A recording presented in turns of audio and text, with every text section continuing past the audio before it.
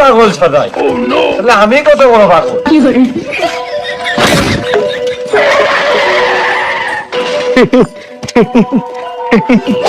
কোন ইতরে ছাড়লে কিরারে এই জায়গাটা তাহলে আমার পিছন ছাড়লো না।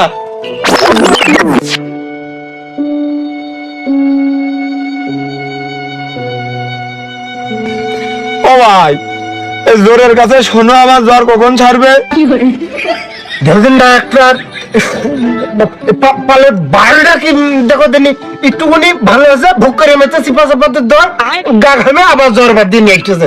ওরে বার খেলতে করতে হলে ওরে পা ইঞ্জেকশন ধরো দিন একটা। গায়ে খুব তোমার কথা খানি থাক, ইঞ্জেকশনই মারি, না হলে এর যে বাই জ্বর আর এবছর কিন্তু পড়বে না, নে আবহাওয়া তো ভালো না। ও জার্মান ডাক্তার, আবহাওয়া খুব ভালো, এ খুবই যাইও। তাহলে তুমি সংবাদ দেখছো?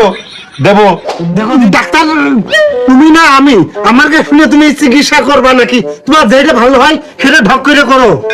আহা, পয়সাটা তুমি দিবা না? তোমার কাছে একটা অনুমোদন টাকা আছে না, ইঞ্জেকশন একটা দাম আছে না? তাহলে ওই পাই বেশ কয়েকদিনের জন্য কিন্তু পায়ের ভাইটা কমে যাবে না, পাই মানলাম। ও জার্মান ডাক্তার, টাকা এখন না দি হাল খাতায় দিবানে, সব দিবানে। তুমি একটা বার আমার এই কথায় সহমত হয়ে ঝাড়ো দিন, ওই পাই ঝাড়ো। হ্যাঁ, চিকিৎসার টাকা হাল খাতায়? চিকিৎসা যদি হাল খাতার মতন ডেট ফেলে দিতাম তাহলে তো তোমরা মনে হয় বাঁচতে না। খাওয়াতে নয় রে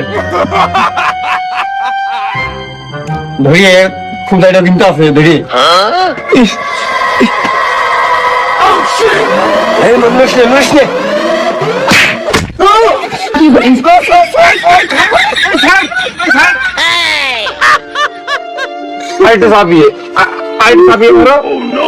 ঠান্ডা লাগলে ডাক্তার বাবু শোনো, তুমি কিছু মনে করেন না, কিন্তু ও ওষুধে যে আর এক জায়গায় চলে গেছে, আমার ভাই কিছু হবেন নাকি? বাবু তুমি ইঞ্জেকশন দেখলে আমার নাক ডাকবার দেখলে না, ওই শুয়ে ভিতরে ঢেকে মানে কাজ হবে যে মিন্ডে যাক। ঠিক মানুষ আমার দেখলে মনে করবেন জার্মান ডাক্তার কোন কি করতে যেয়ে নিয়ে লোকে ধরে নেন, নাকে খাদ দিয়ে দিয়েছে।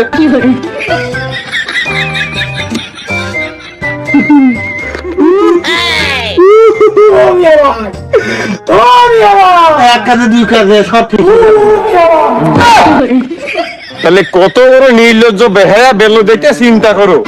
আমার একবার নাক কামড়েও শান্তি হয়নি, ও আবার আমার মাথা ভাড়ানোর জন্য লেগেছে।